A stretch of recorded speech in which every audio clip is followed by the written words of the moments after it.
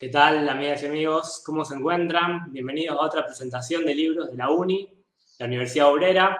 Hoy vamos a estar introduciendo el libro Nos gobierna el FMI, escrito por Gonzalo Sanservino.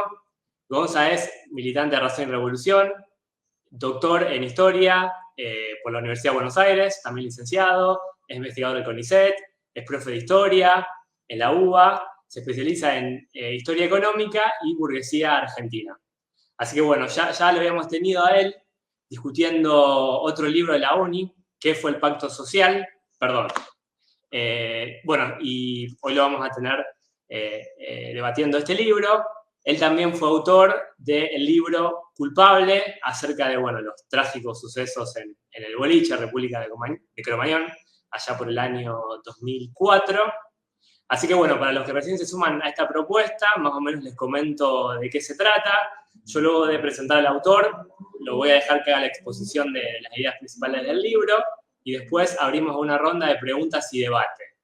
Bien, abierta a cualquiera que quiera participar, simplemente deje el comentario, duda, pregunta, lo que quiera ahí en la cajita de Facebook y después los vamos a leer.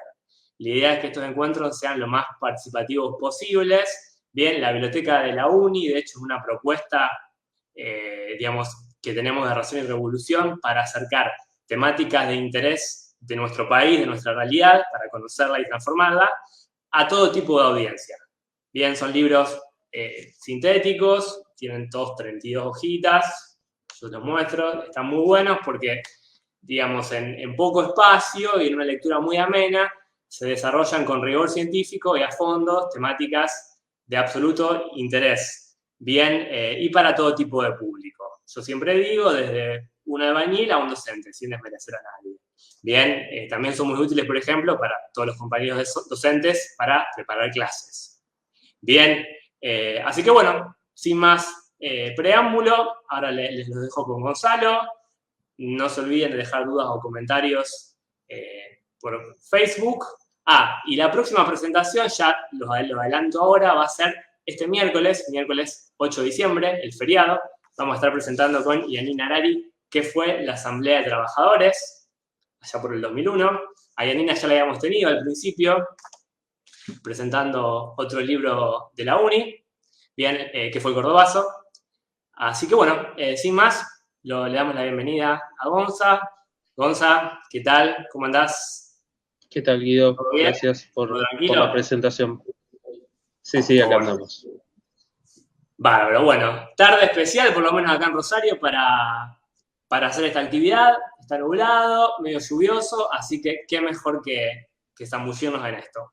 Así que bueno, te dejo el piso, después nos encontramos para la ronda. Dale. Dale, gracias.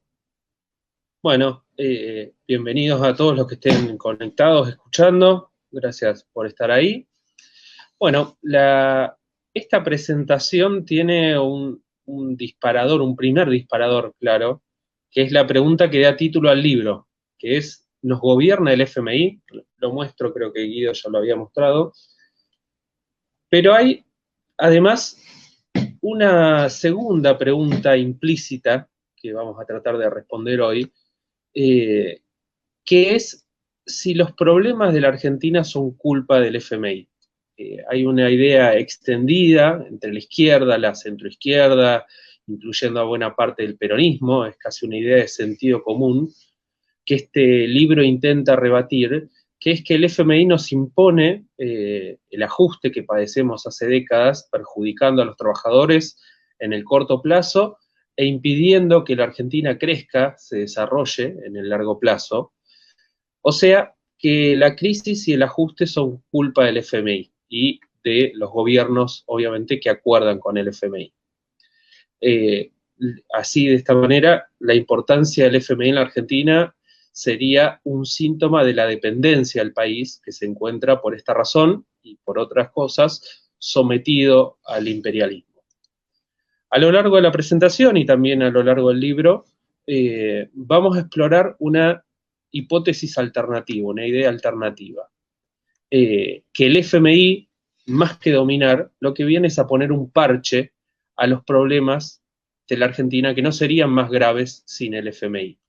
la presencia constante del FMI en la vida política argentina en los últimos 50 años es un síntoma, es la expresión superficial de un problema mucho más grave. Y el ajuste en una Argentina capitalista se impondría de igual manera con o sin el FMI. Esto es lo que vamos a tratar de, por lo menos, aportar algunas ideas para el debate. Arranquemos viendo, bueno, cómo funciona el FMI, tratando de entender un poco la lógica detrás de la intervención de este organismo, del Fondo Monetario Internacional. A diferencia de lo que suele creerse, el FMI no fue creado por neoliberales, sino por keynesianos. Su propia función tiene más que ver con las ideas keynesianas que con las liberales. La lógica del FMI es la intervención, la creación de un organismo supranacional que asiste financieramente a las economías nacionales con dificultades para evitar que la crisis en un país se convierta en un cataclismo mundial.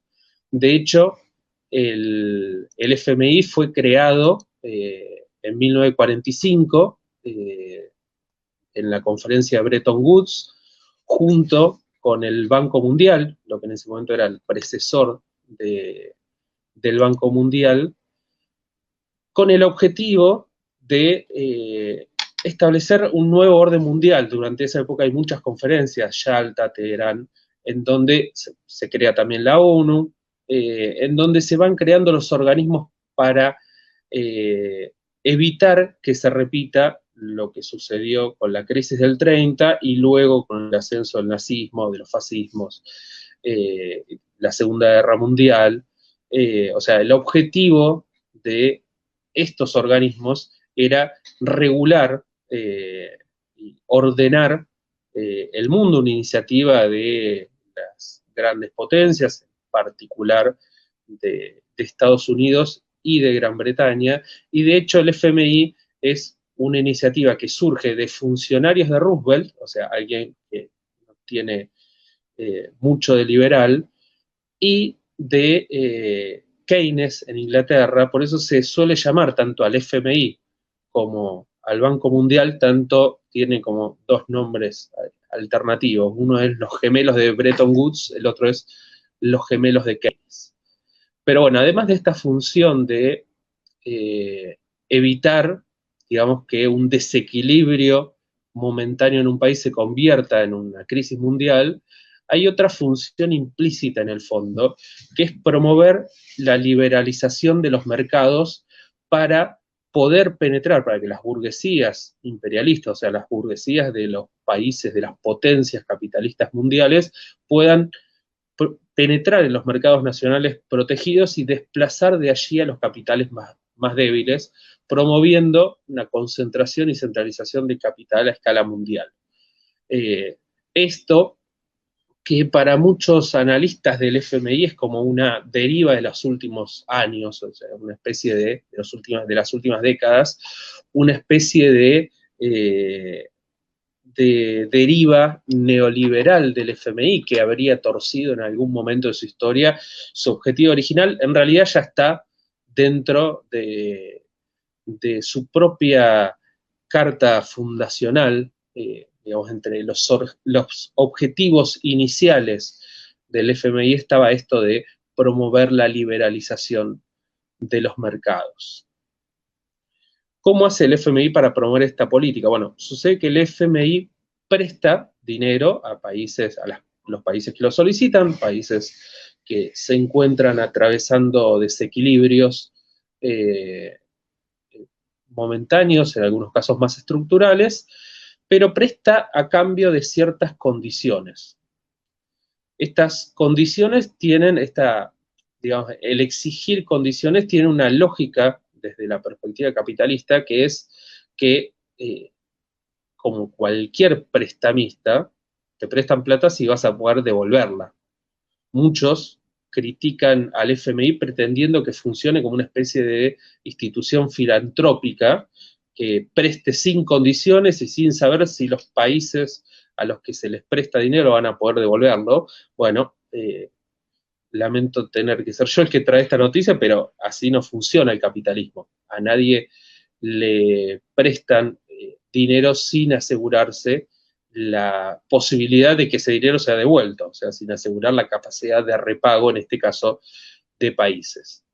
¿Cómo opera este mecanismo del FMI, la imposición de las condicionalidades, así se la llama? El FMI exige a los países que solicitan su asistencia tanto medidas de política económica que apuntan a resolver los desequilibrios que generaron esas crisis en los países solicitantes, como en algunos casos ciertas reformas estructurales. A medida que los países que firman una carta de intención que expresa todas estas condiciones que exige el FMI para prestar el dinero, a medida que se van cumpliendo esas condiciones, que se van cumpliendo metas que figuran en la carta de intención, se va liberando el préstamo, que se va otorgando por tramos. Si alguna de estas metas no se cumplen, eso no significa que se caiga necesariamente el acuerdo. Es muy común la solicitud y que se otorguen lo que se llaman waivers, una dispensa. El FMI acepta que tal o cual condición no se cumpla, que como decía es muy común, y también es común que los acuerdos con el FMI se vayan renegociando sobre la marcha, incluso que se interrumpan por falta de cumplimiento de las condicionalidades. Esto es importante porque frente a esta idea de el FMI es una especie de tirano mundial que impone sus condiciones a países débiles, bueno, es importante saber que muchas de las condiciones que impone el FMI no se cumplen y que muchos de los acuerdos se terminan interrumpiendo. De hecho, la mayoría de los acuerdos firmados por el fondo no se terminan cumpliendo. Entre 1973 y 1997 se firmaron en todo el mundo, no solo Argentina, 615 acuerdos firmó el FMI con distintos países, de los cuales solo el 34,8% se cumplieron. O sea, esto nos da una pauta de la capacidad que tiene el FMI para imponerse a distintos países. De hecho, el acuerdo con Macri, hoy tan en boga, es un buen ejemplo de esto. Macri había firmado un acuerdo stand-by con el FMI en 2018, luego fue ampliado, pero tras perder las PASO, las elecciones primarias en 2019, ese acuerdo terminó suspendido. ¿Por qué terminó suspendido? Porque Macri dejó de cumplir las condiciones y el fondo no desembolsó la última cuota. De hecho, desde ese momento hasta hoy, ese acuerdo se viene renegociando ahora con el nuevo gobierno, ya no tan nuevo, 2 años, de Alberto Fernández y ministro de Economía Martín Guzmán. Debe quedar claro que el FMI no hace caridad. O sea, el FMI actúa como un regulador de la dinámica capitalista a nivel mundial, impulsando un sistema de reglas, la liberalización del comercio y de los mercados de capitales, las privatizaciones, que favorecen los intereses de los capitales más concentrados a nivel mundial, o sea, las burguesías de los países más poderosos, Estados Unidos y Europa centralmente, promoviendo de esta manera una concentración y centralización del capital a escala mundial que los favorece, porque esas burguesías más poderosas, cuando se eliminan barreras proteccionistas en los países más débiles, terminan comiéndose a los capitales más chicos, fagocitándose a esos capitales y sus mercados. Pero esto no implica una sujeción para quienes solicitan la asistencia del fondo, porque el fondo no obliga a nadie a someterse a esas políticas. Las burguesías nacionales y sus gobiernos tienen otra opción, que es clara: no pedir la asistencia del fondo. Algo que, como sabemos, en la Argentina no pasa prácticamente nunca. Ahora vamos a ver un poco mejor la historia de la Argentina y el fondo muy sucintamente, pero la Argentina, la historia de la relación entre Argentina y el fondo es que Argentina, aunque renegocie las condiciones, aunque pague, como han hecho varios gobiernos, todas sus deudas y rompa la relación con el fondo, tarde o temprano vuelve una y otra vez al fondo. ¿Por qué sucede esto? Bueno, y acá vamos al kit de la cuestión. El problema para la Argentina no es el fondo, no son sus condicionalidades, sino que la Argentina todo el tiempo está necesitando recursos para sostener a duras penas su funcionamiento. La alternativa capitalista a no pedir al fondo suele ser endeudarse con otros países por fuera del sistema financiero internacional, como ha hecho Cristina entre 2011 y 2015, endeudándose con China o con Venezuela, pero pagando intereses muchísimo más altos. La otra opción es solucionar este problema recurrente que tiene la Argentina de falta de recursos financieros, realizando el ajuste que de todas maneras el FMI le iba a exigir como condición para prestar. Lo que sucede, al menos en el caso argentino, es que la burguesía no puede escapar al fondo, no puede escapar al fondo y no puede dejar de someterse a sus reglas. Todos los gobiernos terminan pidiendo la escupidera al fondo tarde o temprano. ¿Por qué sucede esto? Básicamente porque el capitalismo argentino está quebrado. La burguesía argentina no quiere escapar del fondo y siempre vuelve a entrar en esta dinámica en donde paga la deuda para poder de esa manera acceder a los mercados de crédito, volver a pedir deuda, aceptando las condiciones de quienes otorgan esa deuda, y esta dinámica se va reproduciendo. El pago de la deuda y la aceptación de las condiciones, de las condicionalidades, son las condiciones necesarias para que la Argentina siga endeudándose. Problema, en todo caso, y ahora vamos a ir sobre ese tema, es que la Argentina necesita permanentemente endeudarse. El capitalismo argentino no puede funcionar sin deuda, no al menos desde hace 70 años a esta parte. Y ante cualquiera de las dos alternativas, quienes perdemos somos los trabajadores. La clase obrera argentina pierde cuando la burguesía argentina no recurre al fondo, porque sin recurrir al fondo va a tener crisis, ajuste, desempleo y caída salarial, pero si recurre al fondo va a tener lo mismo, porque esas son las condiciones que el fondo exige para acceder a los préstamos. O sea, el ajuste, como decía hace un rato, se termina imponiendo en la Argentina, con o sin el fondo, con o sin deuda, porque el problema no es el fondo. Veamos un poco esta relación de la Argentina con el FMI para entender un poco por qué decimos esto de que el problema no es el fondo.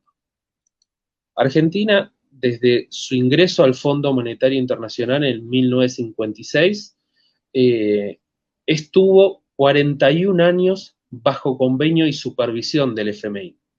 Firmó 43 acuerdos a lo largo de 64 años.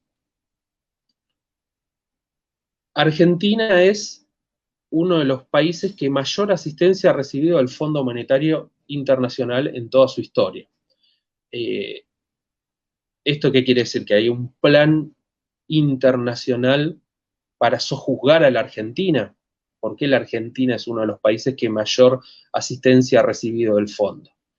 Bueno, para empezar a responder esta pregunta, veamos un poquito el ranking de los países que más asistencia han recibido del fondo. En ese ranking, la Argentina está quinto. Primero, segundo y tercero están Brasil, México, Corea. ¿Cuál es el cuarto por delante de la Argentina? Rusia. ¿Cuál es el sexto? Gran Bretaña. Si la relación tan estrecha con el Fondo Monetario Internacional fuera un síntoma de dependencia, tendríamos que decir que Gran Bretaña y Rusia son países dependientes. Bueno, acá ya hay algo que no empieza a cerrar. De hecho, los principales países del mundo han acudido alguna vez al fondo y generalmente solicitando, por la magnitud de sus economías, mucha más plata de la que solía solicitar Argentina. Y digo solía porque el último préstamo del FMI a Macri es un préstamo excepcional. Francia, Gran Bretaña, Estados Unidos han recurrido frente a algunas situaciones particulares de crisis a la asistencia del Fondo Monetario Internacional, lo cual muestra que endeudarse con el fondo no es sinónimo de dependencia, sino todos estos países tendrían que ser contados entre los países dependientes. La deuda de Argentina con el fondo siempre representó un porcentaje menor de sus deudas. El promedio histórico es que solo el 4% de la deuda argentina está contraída con el FMI. En momentos de situaciones particularmente graves, 1963, 1975, el Rodrigazo, 2000, 2001, fueron momentos de mucha asistencia al fondo de la Argentina. El endeudamiento apenas llegó al 10%. El endeudamiento con el fondo apenas fue 10% del endeudamiento total. En cualquiera de estos momentos, la Argentina podría haber pagado tranquilamente esa deuda y salido del fondo, pero lo que sucede es que o no puede o no quiere. La Argentina tiende a recurrir al fondo en momentos de crisis, que son muchos, por enumerar los momentos en donde digamos, se ha estrechado la relación con el fondo. 1957, 1966, 1972, 1975, 1982, 1985, 1987, 1992, 1995, 2001, 2018. O sea, veamos que son todos momentos de agudización de la crisis. Lo que esto muestra es que hay una relación entre el FMI y la crisis argentina, pero no es la relación que la izquierda y el peronismo en general quieren ver. Lo que muestra esto es que la Argentina recurre al fondo porque lo necesita, porque atraviesa desde hace 70 años una crisis estructural muy profunda de la que la clase dominante no puede sacarnos. De hecho, en muy pocos de los últimos 70 años, en muy pocos momentos la Argentina logró desembarazarse del fondo. 1968, durante la dictadura Onganía I, 1974, con el tercer peronismo, 2006 con Kirchner. Ya vamos a ver qué pasó en esos momentos, pero adelanto que los arranques nacionalistas y antiimperialistas que llevaron a la Argentina a romper, a tensionar su relación con el fondo, no duraron mucho. Poco tiempo después, estos mismos que habían decidido salir del fondo terminaron pidiendo la escupidera al Fondo Monetario Internacional. Lo que sucede es que a lo largo de toda esta crisis, la Argentina va a volver una y otra vez al fondo, va a volver sin que nadie la obliga. No hay una relación de subordinación. El FMI no impone ninguna condición a quien no pide su asistencia. La Argentina, como cualquier otro país, tranquilamente puede no pedir dinero al fondo, nadie la va a obligar. El problema es que la Argentina siempre termina volviendo porque siempre tiene que pedir más, tiene que endeudarse nuevamente. El fondo y la deuda externa en general terminan funcionando como una suerte de respirador artificial que mantienen con vida a un capitalismo argentino que está moribundo desde hace años. Que hace 70 años va de crisis en crisis, sin poder salir, a pesar del ajuste, de la liquidación de capital sobrante, de las múltiples devaluaciones, de la baja salarial muy pronunciada a lo largo de todas esas décadas, de la miseria de su población que se agrava día a día, la crisis no termina de superarse. Esta crisis, que tiene múltiples manifestaciones, la crisis de balanza de pagos, o sea que los dólares no alcanzan para sostener la acumulación de capital en la Argentina, la recesión, el déficit fiscal, la inflación, todas estas múltiples manifestaciones de la crisis que muestran en última instancia que el problema es que los recursos de la Argentina, la riqueza que produce la Argentina, no alcanzan para sostener la acumulación de capital. Por eso, la única respuesta burguesa a esta crisis es el ajuste. Un ajuste más o menos profundo, de shock o gradual, con represión, como durante las dictaduras y algunos gobiernos democráticos también, o sin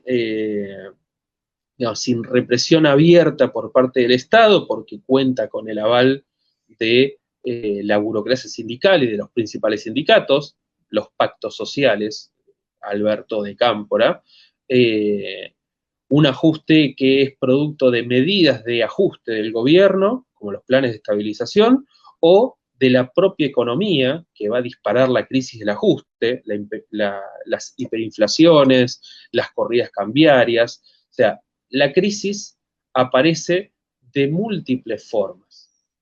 Y la única salida burguesa a esa crisis es el ajuste. No importa cómo lo quieran maquillar, no importa cómo lo quieran vender. Lo que está detrás de esta crisis de Argentina es que la riqueza generada en el país no alcanza. Los recursos no alcanzan, y no por culpa de los trabajadores, ocupados o desocupados. El problema no son los salarios, no son los derechos laborales, no son las indemnizaciones, no son los planes sociales, no es la asistencia alimentaria. Todo eso lo vienen recortando duro y parejo desde hace 50 años y la economía nunca despega, las inversiones nunca llegan. Digamos, el viejo cuento de hay que pasar el invierno y todo ese tipo, o la economía despegar en el segundo semestre, bueno, ya sabemos por experiencia que eso nunca es así y el ajuste rara vez se detiene. ¿Por qué sucede todo esto? Bueno, el problema es que los recursos que produce el país, centralmente la renta agraria, o sea, los ingresos por exportaciones agropecuarias, que es prácticamente la única producción competitiva en el país, terminan yendo a subsidiar de múltiples formas la acumulación de la burguesía industrial grande y chica, que subsiste en un mercado interno protegido con subsidios, tarifas, desgravaciones impositivas, es decir, drenando la riqueza que se produce en el país. Y, digamos, esto es lo que genera esta especie de agujero negro, que es que la plata nunca alcanza. Frente a este drenaje de recursos es que aparece el FMI y la deuda externa como una suerte de parche que no resuelve la crisis, sino que va posponiendo el estallido de la crisis, o va administrando, digamos, para que la crisis se vaya desarrollando en cómodas cuotas y no termine explotando todo por los aires.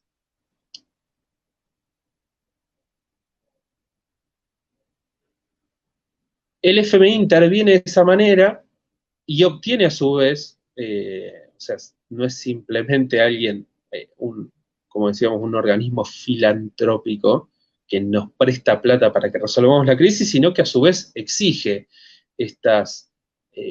exige no solo las medidas de política económica que le van a permitir al país superar los desequilibrios macroeconómicos que llevan a la crisis para garantizar que después devuelva esa plata, sino que el FMI a su vez imponen estas reformas estructurales que permiten el ingreso de las burguesías imperialistas en los mercados locales en crisis. En buena medida de eso se trató el consenso de Washington, Pero lo que tiene que quedar claro es que ese ajuste que se termina imponiendo por las condiciones que impone el FMI no puede evitarse, porque el problema está antes. El ajuste es la única solución burguesa a la crisis. No hay otra solución porque la economía argentina es inviable. Los ajustes se hubieran hecho con o sin deuda, con o sin FMI, porque no hay otra solución dentro de los marcos del capitalismo a la crisis. Hay otra solución, pero no es una solución capitalista. ¿Cómo interviene la izquierda frente a esta situación? Bueno, la izquierda hace de la relación con el FMI y del problema de la deuda externa un eje central de su intervención. Hay que romper con el FMI, no hay que pagar la deuda externa. Pero esto no es una medida revolucionaria en sí. Muchos gobiernos burgueses en la Argentina se han cansado de hacer este tipo de cosas. Las medidas en sí no tienen nada de revolucionario. Muchos gobiernos burgueses en la Argentina, por ejemplo, buscaron evitar recurrir al Fondo Monetario Internacional. No lo hicieron mientras pudieron. El gobierno de Ilia, por ejemplo, en sus primeros años, o Onganía, luego de aplicar un plan de ajuste que en principio se mostró exitoso gracias al congelamiento salarial y la represión con la que se sostuvo ese congelamiento salarial. Perón en el 74, Cristina en el 2006. El caso Onganía es muy sintomático porque Onganía, o sea, un militar nacionalista católico, bien de derecha, interista católico, en un momento de bonanza económica, luego de firmar dos stand-by con el FMI en 1966 y 1967, de repente, digamos, como el plan de ajuste iba funcionando y la economía argentina se estabilizaba y de repente no era tan necesaria plata del FMI, bueno, empezaron a revisar. De hecho, Onganía, frente a ciertos condicionamientos de deuda, ordenó investigar la deuda externa. De hecho, no volvió a firmar acuerdos con el FMI ni a pedir plata al FMI entre 1968 y 1971. Y revisó también acuerdos con el Club de París, con el Banco Mundial. De hecho, logró que algunas de las condiciones que se pedían para los préstamos de esos organismos sean revisadas en favor de la Argentina. Pero este arrebato nacionalista de un gobierno que está muy lejos de representar algo progresivo para los intereses de la clase obrera, este arrebato nacionalista duró poco. En 1970, 1971, cuando reaparecieron nuevamente las dificultades económicas, este mismo gobierno de la Revolución Argentina tuvo que volver a pedir la asistencia del FMI y de hecho terminaron firmando en 1972 un stand-by que se encuentra, stand-by es el tipo de acuerdo que se firma con el FMI, uno de los tantos que se pueden firmar. Firmaron un stand-by que es uno de los mayores préstamos concedidos por el FMI en ese año, en 1972. De hecho, si nos guiamos por la relación con el fondo, hasta Videla renunció a pedir préstamos al fondo en 1977, luego de acordar dos stand-by con el FMI, y cuando Estados Unidos comienza a presionar por las violaciones a los derechos humanos que se estaban cometiendo en la Argentina, Martínez Dios y Videla decidieron dejar de pedir ayuda al fondo, sobre todo porque sabían que el fondo les iba a rechazar la ayuda porque el Congreso de Estados Unidos había impuesto como sanción el rechazar los pedidos de ayuda financiera de Estados Unidos mientras continuaran las violaciones a los derechos humanos. Pero bueno, en ese sentido se puede decir que hasta Videla rompió con el FMI, aunque sea momentáneamente. Lo que pasa es que a la larga todos estos gobiernos terminaron volviendo con la cola entre las patas, porque la crisis reaparecía. estas medidas, como decía, no tienen nada de revolucionario en sí, porque a cualquier gobierno burgués, cuando le dan los números, rompe, entre comillas, con el fondo. El problema es que esa holgura financiera que lleva a tensar la relación con el fondo siempre dura poco en la Argentina, que a la larga reaparece la crisis y la necesidad para la burguesía de ajustar, y no por el fondo, sino por esta crisis estructural de la que hablamos. De hecho, volviendo al tema de las tensiones con el fondo, muchas veces muchos gobiernos en la Argentina no pagaron la deuda. Volvamos a un ejemplo que suena extraño. Martínez Dios en 1976, cuando asume, luego de la crisis que estalla en 1975 con el Rodrigazo, una de sus primeras medidas es reprogramar los vencimientos de deuda, o sea, posponer, decir no te voy a pagar, posponerlos para los termino pagando un poco más adelante, pero no pagar no es algo de por sí, digamos, no es algo tan extraño en la economía argentina. De hecho, también otro ejemplo que parece raro, pero reciente. Macri en 2019, cuando, digamos, sobre el final de su mandato, termina haciendo lo mismo que Martínez de Oz,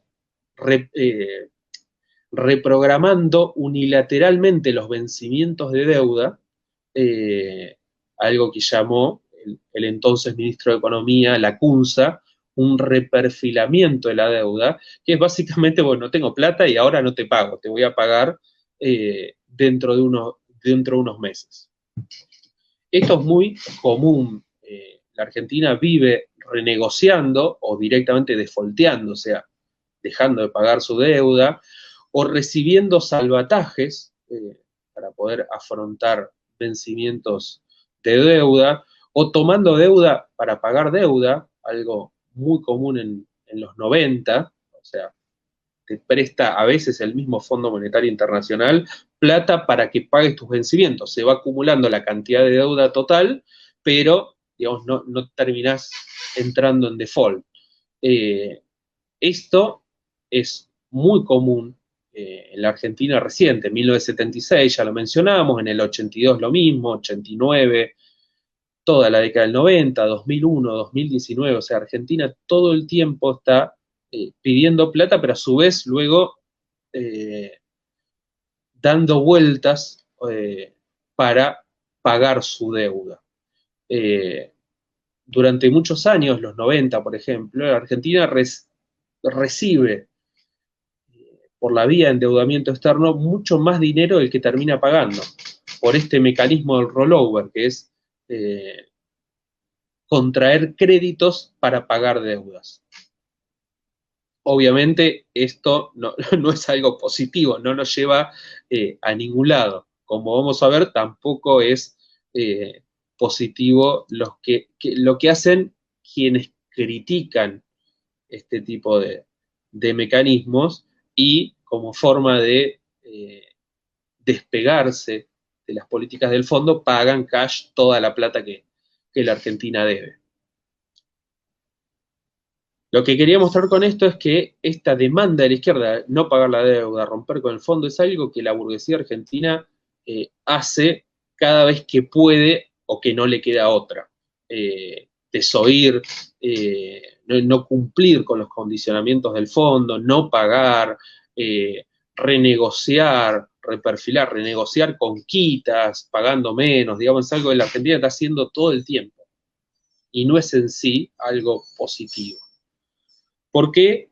Porque todo esto que hace la Argentina no alcanza para sacarla del pozo, porque la crisis vuelve una y otra vez y la necesidad de endeudarse la obliga más temprano o más tarde a volver a arreglar con esos acreedores externos a los que deja colgados para poder volver a pedir. A la larga, todos los gobiernos, los que se declaran los más sumisos al fondo, o los que se llenan la boca diciendo que no van a pagar la deuda externa sobre el hambre de los argentinos o cosas por el estilo, como ha dicho más de una vez Néstor Kirchner, todos terminan pagando porque esa es la condición para volver a endeudarse. Y como dijimos, el problema en la Argentina es que no puede dejar de endeudarse.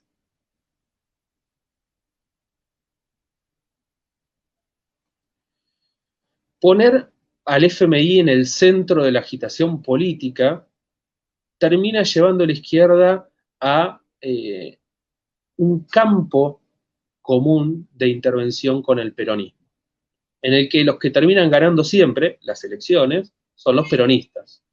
El caso de los gobiernos peronistas, que recién mencioné algunas cosas y dije ahora lo retomo, es muy sintomático del problema de la deuda externa. A pesar de la retórica nacionalista, de las bravatas antiimperialistas, los gobiernos peronistas suelen ser pagadores seriales de la deuda y presentan eso como una virtud, como una muestra de autonomía. La Argentina, las pocas veces que rompió, dentro de las pocas veces que rompió la relación con el fondo, no es que rompió, sino que dejó de pedir, se encuentran los gobiernos de Kirchner y el tercer gobierno de Perón, 1974 y 2006.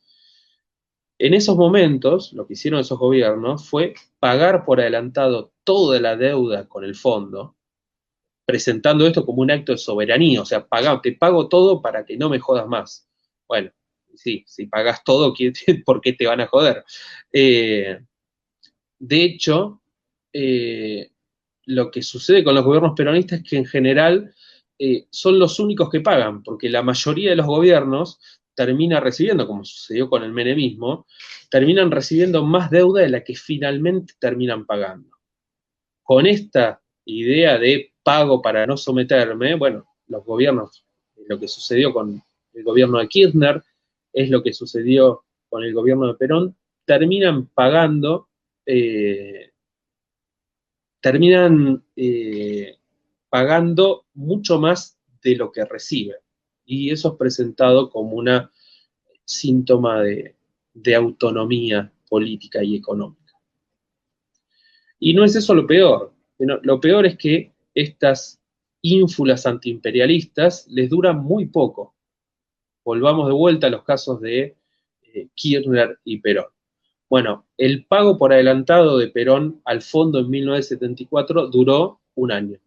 En 1975, Rodrigazo, otra vez la misma crisis de siempre reapareciendo en la Argentina, y Celestino Rodrigo, el ministro del gobierno peronista, que aplicó un brutal plan de ajuste, lo primero que hace es ir a pedir asistencia del fondo. De hecho, recibe plata del fondo y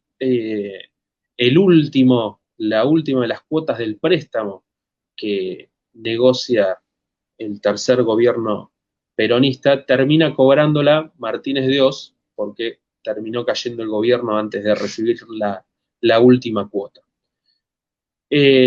Con el kirchnerismo vemos lo mismo.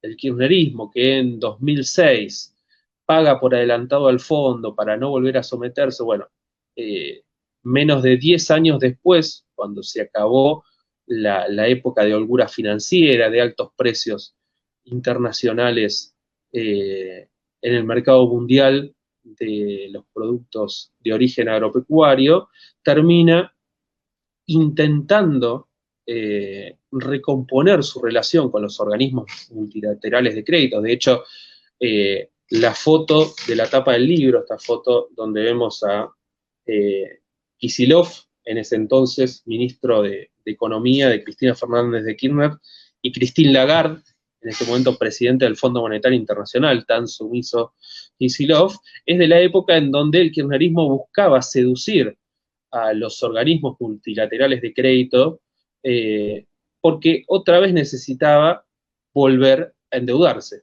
O sea, necesita recomponer. La crisis argentina lleva una vez más a que esos mismos que repudiaron la deuda externa, al FMI, al Banco Mundial, terminan pidiendo la escupidera. De hecho, Kicillof hizo un acuerdo con el Club de París, cuya deuda se encontraba en default desde principios de la década del 2000.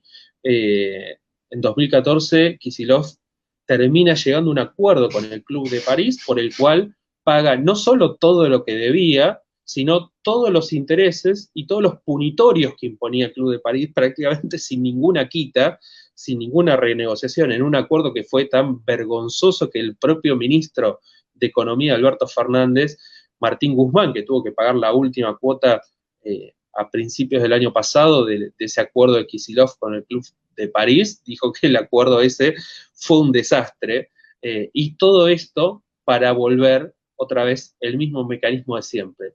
Pagan porque tienen la necesidad de volver a endeudarse. Ya vamos a ir cerrando. Se me hizo larga la presentación, disculpas. Volvamos a la pregunta inicial. Si nos gobierna el FMI. Repasemos un poco lo que estuvimos viendo. Como vimos, el FMI presta, y como cualquier prestamista antes de hacerlo, se asegura de que podamos pagar. O sea, exige un ajuste para solucionar los desequilibrios estructurales que nos llevaron a pedir.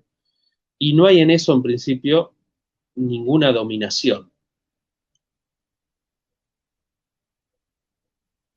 Vimos también que el FMI suele pedir más que eso. O sea, no solo pide que podamos devolver la plata, sino que también pide medidas de apertura económica para permitir el ingreso de capitales imperialistas, o sea, para que las burguesías de los países centrales que manejan el FMI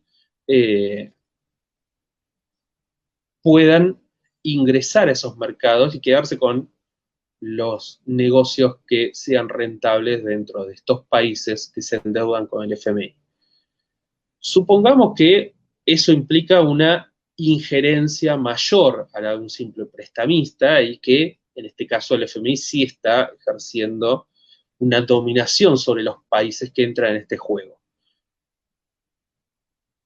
En el caso de la Argentina, digamos, eso igualmente resulta dudoso, porque si hay algo que no caracteriza a la Argentina es ser un buen alumno ni del Fondo Monetario Internacional ni de los organismos multilaterales de crédito. O sea, en general no es un buen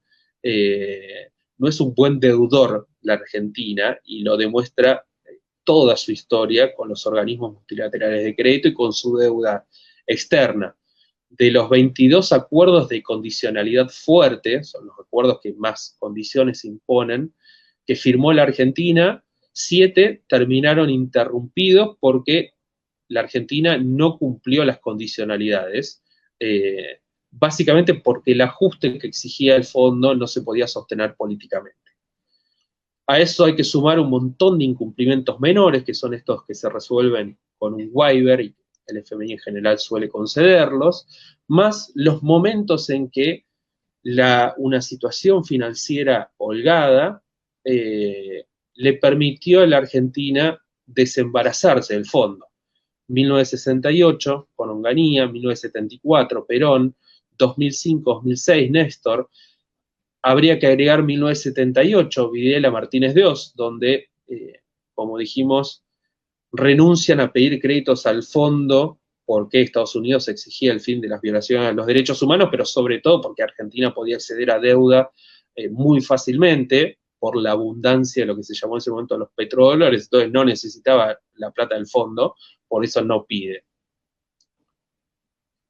A esto hay que sumar que no siempre pagamos la deuda. Aunque la Argentina nunca dejó de pagarle al FMI, habrá que ver qué pasa ahora, nunca dejó de pagarle al fondo, ni siquiera en el default del 2001, lo que se llamó el default soberano, o sea, el default de un país más grande de la historia, pero defaulteó su deuda varias veces, 1827, 1890, 1930, aunque Argentina, el país siguió, el gobierno nacional siguió pagando su deuda externa, varias provincias defaultearon. 1956, que es el año en que se creó el Club de París. Es muy gracioso ver la historia del Club de París, porque básicamente el Club de París se inventa por Argentina. El Club de París es un club de países acreedores que negocian de común acuerdo sus deudas con países deudores. Y bueno, la primera reunión, y de hecho la razón por la que se creó el Club de París, fue para renegociar la deuda argentina, que Argentina no podía pagar, con los países que integran el Club de París. Ya vimos 1976, 2008, los reperfilamientos, el default del 2001. De hecho, durante toda la década del 80 y del 90 es común los reperfilamientos, o sea, la postergación de vencimientos, las reestructuraciones, el buscar un acuerdo porque no se puede pagar, el rollover, pedir plata prestada para pagar deudas, o default parciales con algún organismo o alguna deuda o algún bono en particular. Lo que vemos es que cuando la burguesía argentina quiere, puede o no le queda otra, termina desobedeciendo las exigencias del FMI. El fondo solo impone condiciones a quienes solicitan su asistencia. Y cualquier país puede desembarazarse de su tutela simplemente dejando de pedir. El problema de la Argentina, como decíamos, es que la Argentina siempre vuelve al fondo porque no puede dejar de pedir prestado. El Fondo Monetario Internacional, aunque no es mucho lo que presta, no tiene tanta capacidad de financiamiento, suele abrir con los acuerdos, con el fondo, la canilla de la deuda externa.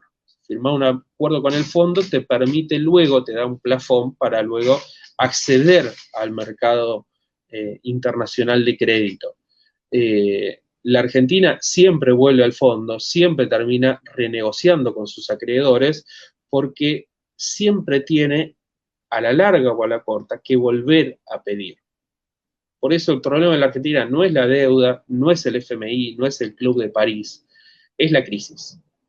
Una crisis estructural que la Argentina arrastra hace 70 años, la Argentina está quebrada hace décadas, por sostener básicamente esta burguesía planera, como dijimos, la Argentina no está quebrada por los planes sociales, no está quebrada porque tiene salarios altos, o sea, todos los que vivimos de un salario sabemos que los salarios en la Argentina alcanzan para poco y nada. La Argentina está quebrada por esta burguesía planera que chupa recursos, que nos endeudan porque la plata no le alcanza, que nos ajusta porque la plata no le alcanza, que nos baja los salarios porque la plata no le alcanza, pero que nunca nos saca del pozo, porque nada le alcanza para relanzar la acumulación de capital. Por eso, después de cada default, frente a cada inconveniente con la deuda externa, todos los gobiernos, no importa su signo político, terminan reabriendo las negociaciones con los acreedores externos. Por eso la Argentina siempre paga a la larga la deuda. Paga porque necesita volver a pedir. El problema de la Argentina no es el fondo, mucho más profundo que eso. El problema de la Argentina es la crisis. La crisis y el ajuste en la Argentina no arrancaron cuando Macri volvió al fondo en 2018. Habían arrancado 10 años antes, con el gobierno de Cristina. De hecho, salvo por breves y excepcionales momentos de tibia bonanza económica, desde hace 70 años que la Argentina viene de crisis en crisis, de ajuste en ajuste, y cada vez estamos peor con o sin el fondo. El problema es el capitalismo argentino, su clase dominantes, sus gestores, macristas o kirchneristas, o cualquiera sea el personal político en el gobierno, porque lo que está expresando todo esto es que el capitalismo argentino está agotado. No tiene para ofrecer a los trabajadores más que hambre, desocupación, miseria, con o sin el fondo. Nuestro principal problema no es el Fondo Monetario Internacional, es la burguesía argentina. La burguesía argentina que nos trajo hasta acá y no tiene más salida que seguir profundizando el ajuste, seguir profundizando el hambre y la miseria. Solo superando los marcos del capitalismo, los límites que nos impone esta sociedad, vamos a encontrar una salida. Romper con el fondo no alcanza, dejar de pagar la deuda no alcanza, ya ha pasado muchas veces y seguimos acá. Lo que hay que construir, lo que hay que, para lo que hay que prepararnos es para ofrecer una salida política y económica que termine de sacar a la Argentina de la crisis, que nos termine de sacar del pozo, y esa salida es el socialismo. Bueno, hasta acá llego. Ahora abrimos a preguntas e intervenciones, comentarios del público. El mate, el dulce de leche, el colectivo, el agrome y el Club de París. ¡Qué bien Argentina! ¡Qué bien Argentina! Bueno, gracias por la exposición, Gonza. Les recuerdo a todos nuestros queridos oyentes, nuestros queridos participantes, que dejen preguntas, dudas, comentarios ahí en la cajita de Facebook, que bueno, ahora estamos abriendo a rondas de preguntas y debates, como Gonza, bueno, ya recién dijo. Bueno, mira, Gonzalo, de escucharte, digamos, la primera pregunta que se me ocurre es, digamos, si efectivamente Argentina históricamente pagó menos de deuda de lo que recibió, tanto con el FMI como con otros acreedores internacionales, sean públicos, digamos, bueno, en el marco de Naciones Unidas, como el FMI, o sean privados. ¿Hemos pagado más o hemos pagado menos de lo que recibimos? Es decir, ¿el saldo es negativo o positivo? Salvo las excepciones estas, digamos, de estos gobiernos que son pagadores seriales, como se autodefinen. Mira, con el FMI nunca dejamos de pagar. De hecho, en el libro hay unos gráficos que muestran que en general, digamos, hay momentos donde la deuda sube mucho, pero enseguida baja porque, o sea, romper con el fondo, digamos, implica hacer algo que la burguesía no puede hacer, que es renunciar a todo pedido de crédito internacional. Entonces, en general, el balance con el fondo suele ser cero. El balance con el fondo termina en cero siempre. Ahora estamos en menos 50 millones, que son los que pidió Macri, y todavía no pagamos, pero en general eso a la larga o a la corta, bueno, este último crédito es muy excepcional, así que habrá que ver cómo se renegocia eso, pero en general al FMI es muy sintomático lo que pasó en 2001. Argentina en 2001 defaultió toda su deuda, no tenía plata para nadie. Y sin embargo, al Fondo Monetario Internacional ni Duhalde ni Kirchner dejaron de pagarle, de hecho, siguieron firmando stand-by. Kirchner, a pesar de su retórica, esa frase de no vamos a pagar la deuda por sobre el hambre de los argentinos, es de 2004, si no me equivoco, y a todo esto Kirchner seguía firmando acuerdos con el FMI, incluso acuerdos cuyas cláusulas de ajustes no tienen nada que envidiarle a las de la década del 90. El acuerdo de 2005, si no me equivoco, que fue vendido, salió en página 12, fue vendido con el kirchnerismo, como le pusimos un freno al fondo. Bueno, el fondo exigía... Soberanía económica, básicamente, como que un acto exactamente. El fondo exigía, digamos, una reducción del déficit de 4,5%, una bestialidad. Kirchner se le planta, entre comillas, termina negociando 3,5, si no me acuerdo, bueno, esto está en el libro, los detalles de la anécdota vayan al libro, porque mi memoria 3% logró, que igual es un montón. Vos en el libro decís que se logró un 3%, pero que igual ya era, o sea, ya estaba inflado ese 4,5, así que no fue ningún logro, todo lo contrario. Exactamente. Ese 3% que logró el kirchnerismo y que vendió como un triunfo de soberanía económica era uno de los ajustes fiscales más fuertes y uno de los acuerdos con el FMI con una exigencia más pesada en toda la historia de las negociaciones de Argentina con el FMI, y en un contexto en el cual había 50% de su gente se estaba cagando de hambre. O sea, en ese contexto firmaste el ajuste más brutal que acordó un gobierno con el fondo en la historia argentina. Pero bueno, vos me preguntabas si el balance es, si Argentina termina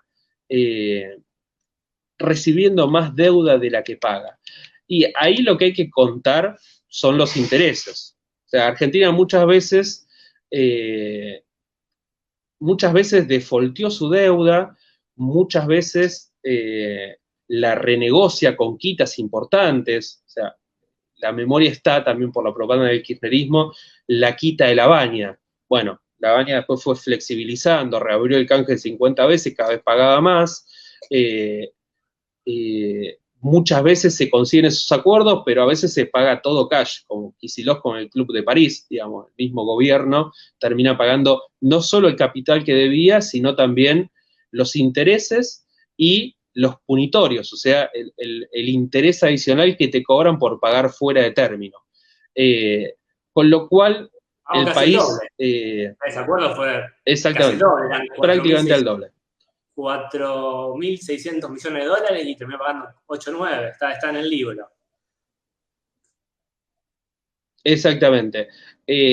Con lo cual, digamos, contando los intereses, probablemente el balance, esto es un número que hay que hacer, bueno, ya pasó un chivo, probablemente en abril salga un nuevo libro de la UNI, escrito por Damián Bill sobre la deuda externa, ahí va a estar la respuesta a tu pregunta y vamos a hacer el balance, a ver si a la larga terminamos pagando más o menos.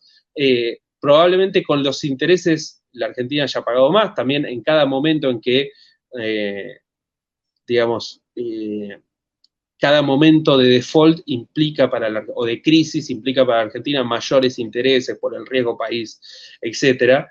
Probablemente haya pagado más, pero nunca pagó todo lo que se había comprometido. O sea, prácticamente no hay deuda que la Argentina haya pagado lo que firmó, lo que dijo que iba a pagar.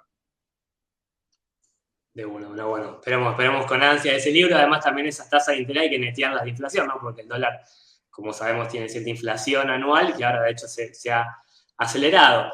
Bueno, pero si somos tan malos deudores, somos realmente el desastre que somos, ¿por qué nos siguen prestando? Es otra también de las preguntas que siempre me inquietaron. Bueno, ahí, como explicamos en la presentación y está más detallado en el libro, bueno, no hay simplemente, digamos, ninguno de los organismos multilaterales de crédito, ni ninguno de los que presta plata son organizaciones filantrópicas que andan financiando por ahí países en crisis. Hay muchas formas en las que estos organismos recuperan lo que prestan o en su defecto consiguen algún beneficio a cambio. En el caso de los deudores privados, de los países que prestan, en general lo que hacen es compensar el riesgo con mayores tasas de interés. Eso es el riesgo país. El riesgo país es una medición que te dice, en función del riesgo que tiene el país, cuánto más interés le tenés que cobrar a la hora de prestarle, porque hay muchas posibilidades de que no te pagan. Si Argentina no paga, si entra en default, bueno, eso está compensado porque mientras te estuvo pagando, te pagó mayores intereses y cuando te renegocie, te va a pagar esos intereses que te debe.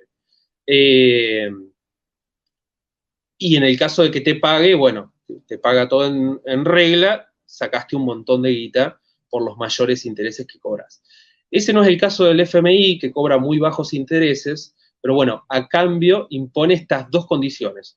Una es las medidas de política económica, que es lo que suele aparecer como planes de estabilización, el ajuste, que como dijimos, no llega porque lo impone el FMI, pero que se tendría que hacer igualmente, pero cuando firmas un acuerdo con el FMI tiene estas cláusulas que le aseguran al FMI que le vas a devolver la plata y en general es lo que pasa. Ahora el FMI se ha jugado mucho con Macri, ha puesto mucha plata, pero el tema es que a la larga terminan recuperándola de una u otra manera. El tercer beneficio en el caso del FMI es estas reformas estructurales que permiten a las burguesías que representa el FMI, porque el FMI no es un organismo democrático donde cada país, un voto. No, el FMI tiene una estructura de gobierno en la cual los países económicamente y políticamente más poderosos se aseguran el control del organismo. En el caso de Estados Unidos, digamos, el FMI se ha ido ampliando a lo largo de su historia, han ingresado más países, pero cada vez que ingresa un nuevo país, se modifica las reglas de funcionamiento para que Estados Unidos siempre tenga poder de veto. La economía más poderosa del planeta tiene la capacidad de decir, esto lo hacemos, esto no lo hacemos. Bueno, esos países se aseguran a través del FMI reformas estructurales que son las que les permiten abrir todo un campo de negocio en estos países que solicitan asistencia. Eso fue el consenso de Washington, por ejemplo. Medidas de liberalización que permitieron el ingreso de capitales transnacionales, abriendo un montón de negocios en estos países que de otra manera estaban cerrados al ingreso de ese tipo de inversiones. Así que, ¿por qué prestan y por qué ellos también hacen negocio?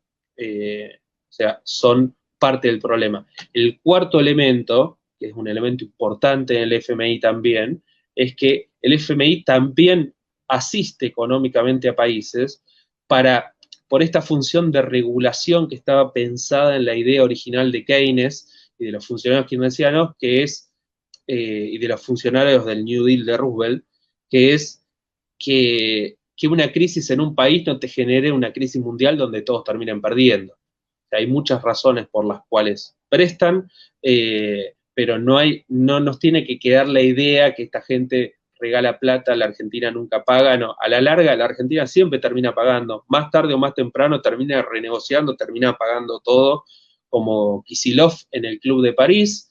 Estos capitales tienen mecanismos para asegurarse que si no le van a pagar, por lo menos mientras estuviste pagando, pagaste unos intereses lo suficientemente altos, y después están las otras medidas, las otras razones que tienen que ver más que nada con el funcionamiento del FMI, lo de evitar la generalización de crisis y lo de abrir mercados, que también es un negocio a la larga para estos países.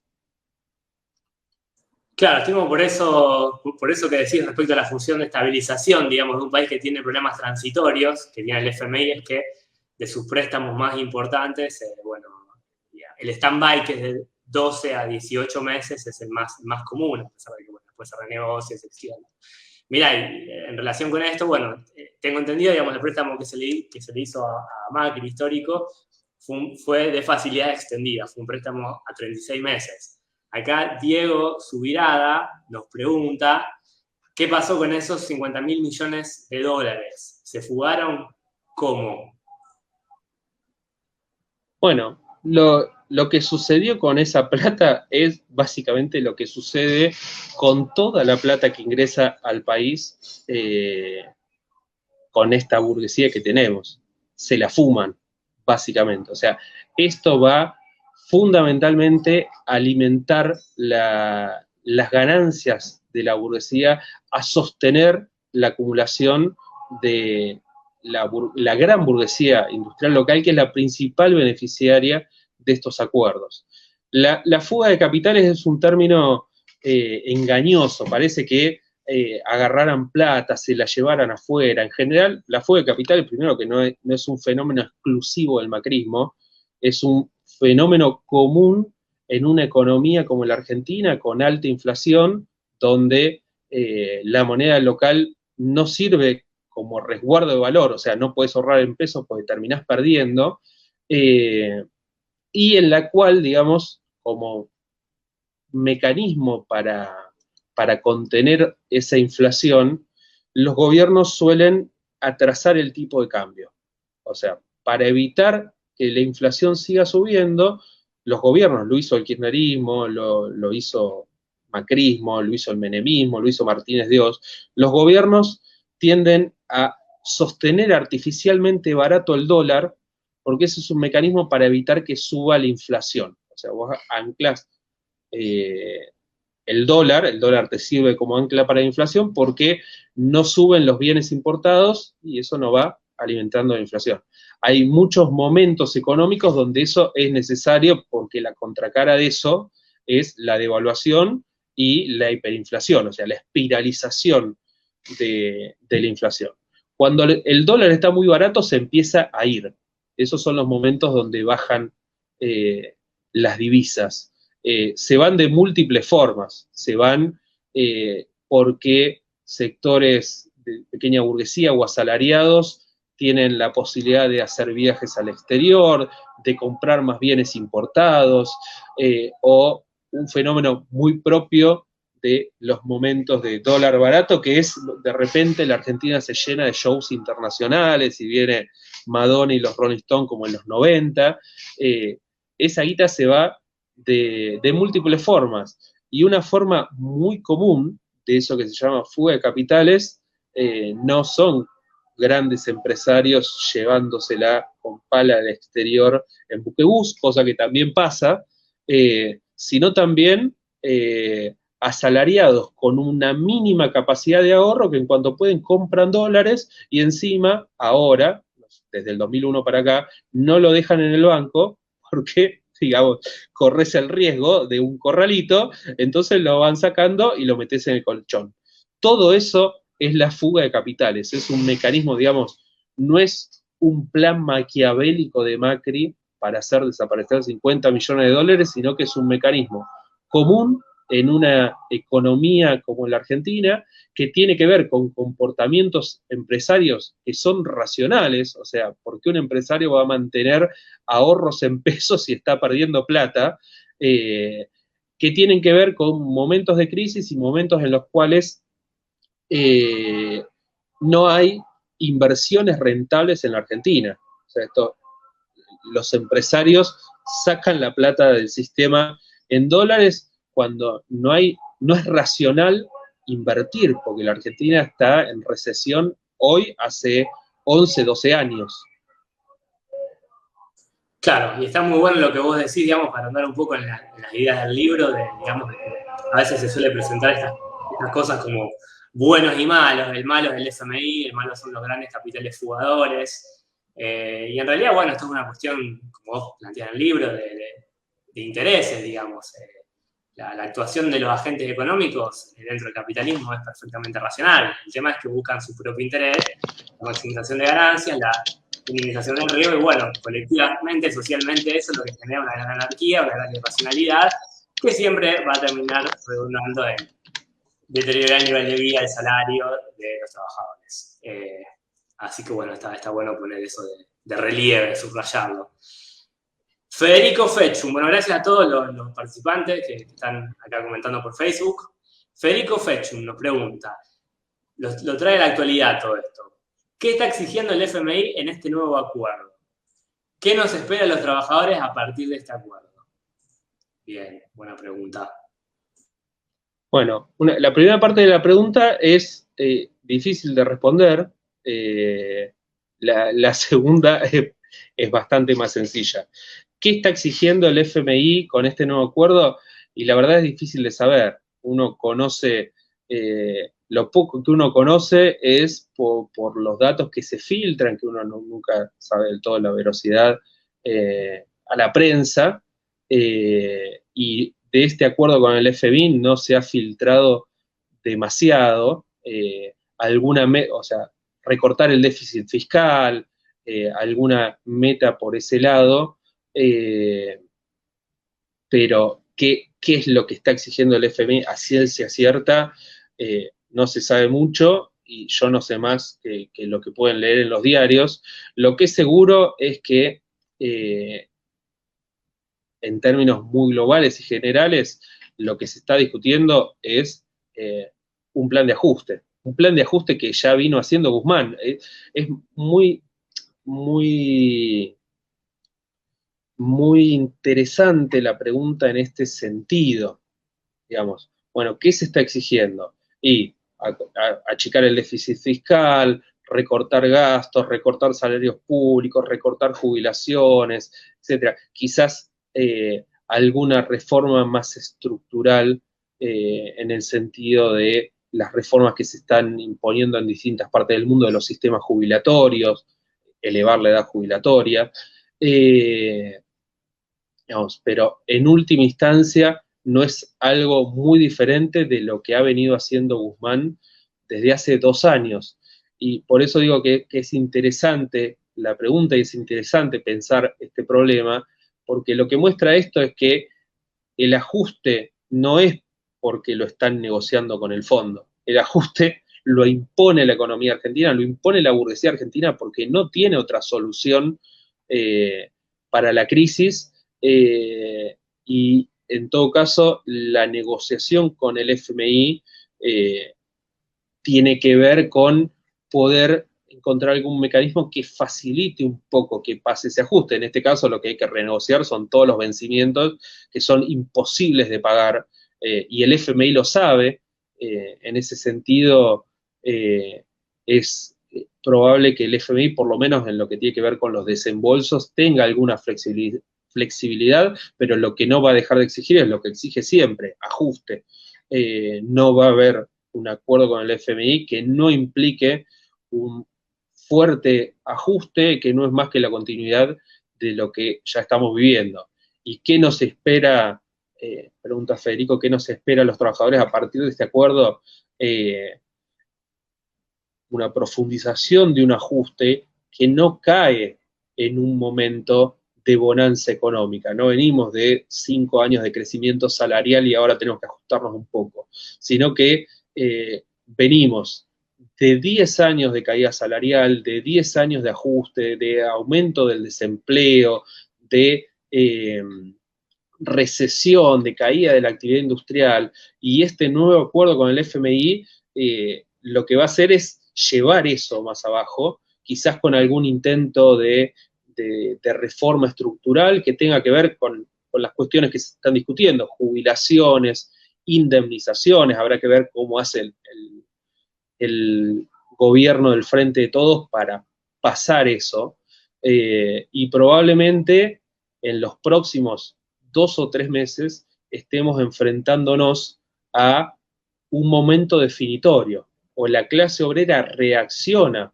contra este ajuste que viene de manos de un gobierno que prometió que iba a hacer otra cosa, o la clase obrera reacciona o se imponen como un nuevo piso, se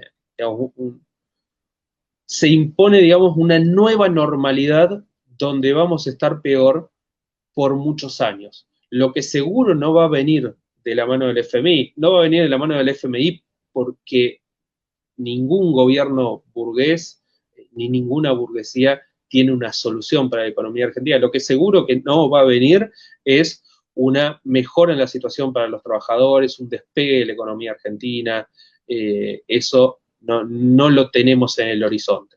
O nos acostumbramos a estar peor de lo que estamos ahora, o reaccionamos y aprovechamos esta oportunidad para construir una verdadera alternativa que nos saque de este juego de suma cero que nos viene trayendo la burguesía argentina desde hace años, la alternancia entre los que pagan en nombre de la soberanía nacional y los que piden para hacer pasar gradualmente un ajuste.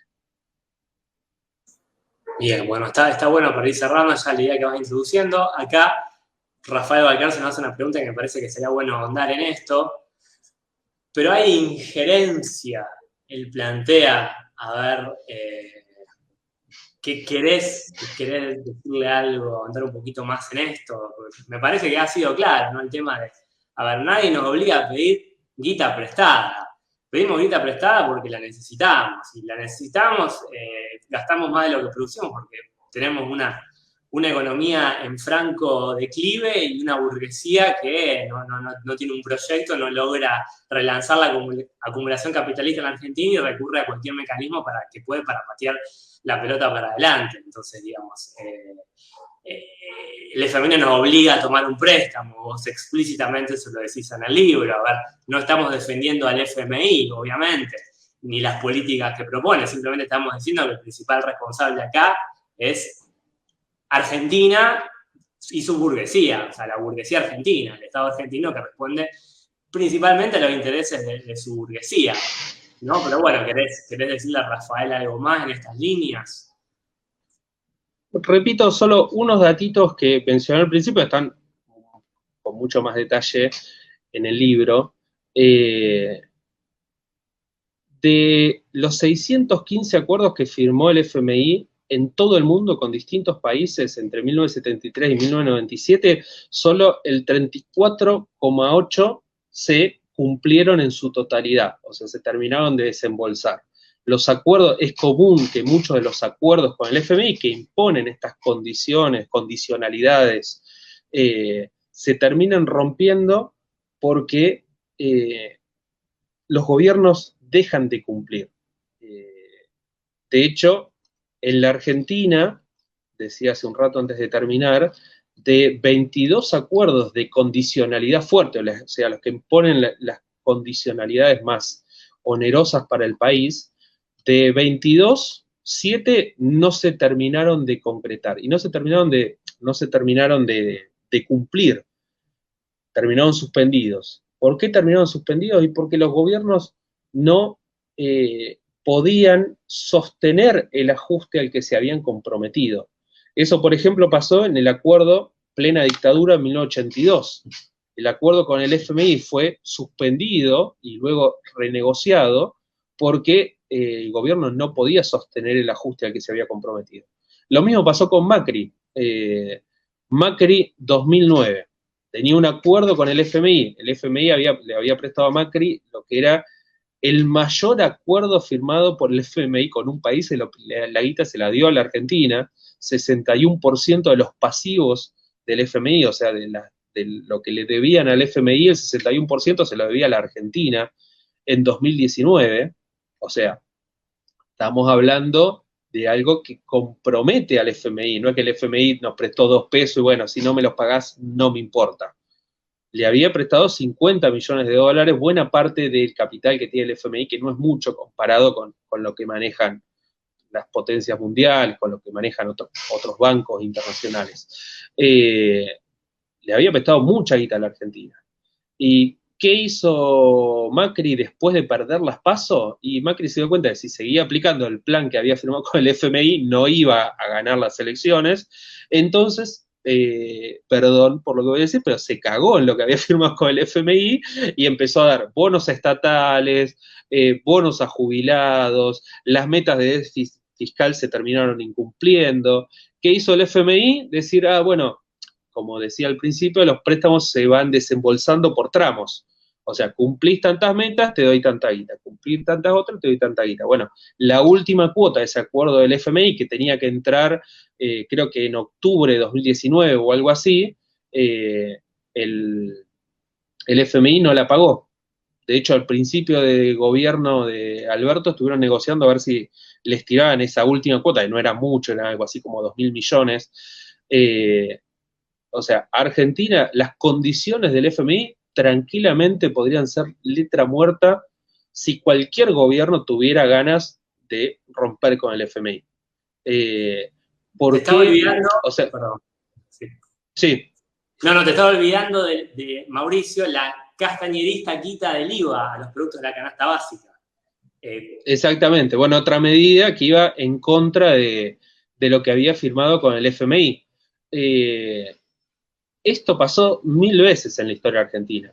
Gobiernos que no cumplen lo acordado con el FMI, que renegocian, que defoltean la deuda, que piden plata para volver a pagar. Pasa todo el tiempo. O sea, tranquilamente la burguesía argentina, de hecho lo hace todo el tiempo, cuando puede, cuando quiere, cuando no le queda otra, rompe de hecho con el FMI y se caga en las condicionalidades del FMI. ¿Por qué no lo hace? ¿O por qué cuando lo hace enseguida vuelve a renegociar con los acreedores externos? Porque tiene que seguir pidiendo. El problema del FMI es que es la llave para acceder al financiamiento internacional relativamente abundante y barato. Entonces, como la Argentina todo el tiempo está necesitando deuda, incluso cuando no la puede pagar, incluso cuando no puede cumplir con los acuerdos que hace, rápidamente vuelve a negociar como hizo Kicillof con el Club de París, incluso pagando todo lo que hay que pagar para cerrar un acuerdo y poder volver a endeudarse. Entonces, hay la injerencia que la burguesía argentina acepta, pero no hay un sojuzgamiento de la Argentina al FMI. Tranquilamente la Argentina Acepta porque podría le conviene. dejar... Acepta porque le conviene. Exactamente, porque Argentina no puede dejar de pedir. Argentina no puede dejar de pagar la deuda y no puede romper con el FMI porque no puede dejar de pedir. La condición para volver a pedir, para volver a endeudarse, es seguir pagando, seguir acordando, seguir aceptando las condiciones. Esto nos lleva, bueno, al tema de la discusión de lo que es el imperialismo, que está pronto a salir un libro también de Razón y Revolución, pero bueno, para un poco desterrar esta idea de que Argentina es rehén de la burguesía norteamericana, estadounidense. La burguesía argentina también se ha cagado en empresas extranjeras cuando le ha convenido, entonces realmente que el Estado argentino lo controla una burguesía que no es la argentina es una cuestión totalmente falsa que no se sostiene en ningún análisis empírico. Lo que vos decías recién, muy poco romántico, Mauricio había dicho que Christine Lagarde era para una persona para enamorarse, para enamorarse, fueron sus palabras, y mirá, después se cagó en ese préstamo. Sin dudas a Macri lo podríamos usar como futuro gestor de crédito en el Estado socialista, porque bueno, aparentemente tiene alguna habilidad para que le presten plata. Y bueno, un poquito para ir cerrando, la semana que viene la izquierda argentina está convocando una marcha contra el FMI. ¿Te parece acertada esta estrategia en esta coyuntura? ¿Qué opinas al respecto, Gonzalo? Bueno, un poco algunas cosas fui adelantando sobre esta cuestión. O sea, evidentemente la deuda en la Argentina no ha beneficiado a los trabajadores, no es plata que recibimos de los trabajadores, no es nuestra deuda, es la deuda de la burguesía, o sea, la deuda no hay que pagarla, pero que la izquierda centre su agitación en el FMI nos desvía de la explicación sobre los verdaderos problemas que tenemos en la Argentina. Y de hecho da un campo común que lleva a abonar el discurso de los que después terminan acordando con el FMI. O sea, este eje en que el problema es el FMI, algo que se vio mucho con el acuerdo de Macri en 2018, donde toda la izquierda salió en sus tapas de sus periódicos con que un nuevo pacto colonial, ajuste, el acuerdo del ajuste con el FMI, como si no hubiera habido ajuste en los 2 años previos de Macri, en todos los 2 gobiernos de Cristina, o sea, como si no viniéramos de 10 años de ajuste en la Argentina sin ningún acuerdo con el FMI.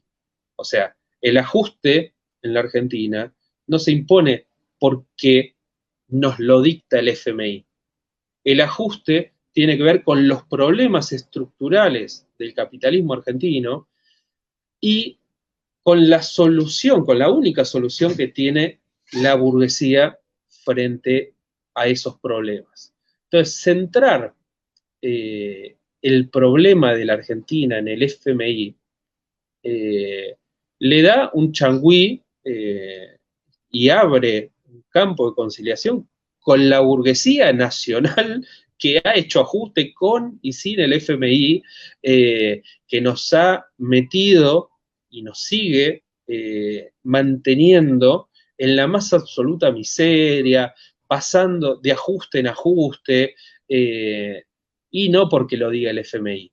El problema de esta marcha que convoca la izquierda para la semana que viene es que no está ahí el problema.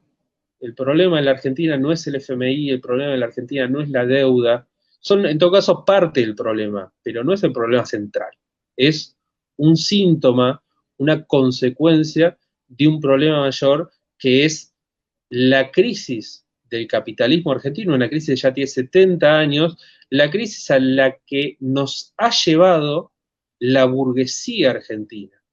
O sea, lo que tendría que estar discutiendo la izquierda en este momento es denunciando el ajuste no solo del programa del FMI, sino el ajuste al que nos viene sometiendo la burguesía argentina hace 11 años, con Macri, con el FMI, con Alberto, con el acuerdo que va a hacer ahora Guzmán con el FMI, y con Cristina, cuando había renunciado a seguir pidiendo, había pagado todo el fondo y había renunciado a seguir pidiendo asistencia del fondo. El problema de la Argentina es la crisis, es la solución burguesa a esa crisis, que es el ajuste, y el problema es la burguesía argentina que no puede producir en el mercado mundial, no puede seguir sosteniendo este país, está todo el tiempo chupando recursos, dólares, y si nos endeudamos o si no nos endeudamos, la consecuencia va a terminar siendo la misma. Lo que tendría que estar haciendo la izquierda es denunciando el verdadero problema que es el capitalismo argentino y la burguesía argentina, y poniendo sobre la mesa un plan y un programa para superar esta crisis, para ofrecer una verdadera alternativa a todos estos gobiernos, que no puede ser otro más que el socialismo. Perfecto. Nada más que agregar. Cuando uno es mala ciencia, mal conocimiento, confundir, digamos, tomar los efectos de los fenómenos como las causas, ¿no? Es una forma de realmente no lidiar con las verdaderas causas, y bueno, que eso se haga un poco adrede por el poder, digamos, por los empresarios, es esperable, básicamente uno de los principales mecanismos de dominación, pero bueno, que lo haga la izquierda, que es la que tiene que develar esto y tiene que separar el síntoma, como vos decís, de la enfermedad en sí. Y bueno, o sea, creo que ha quedado clarísimo, clarísimo. Muchas gracias por la exposición. A todos ustedes, amigos, nos estamos viendo este miércoles, ahora en tan solo 4 días. Vamos a estar presentando con Yanina qué fue la Asamblea Nacional de Trabajadores, allá por el 2001, un proceso muy interesante que supo darse en la clase trabajadora argentina y que deberíamos volver a poner en marcha en este contexto. Así que bueno, sin más, nos estamos viendo en pocos días. Nuevamente, gracias Gonza, gracias a todos los que han participado en la charla. Y bueno, nos estamos viendo pronto. Buen resto de fin de semana. Chau, chau.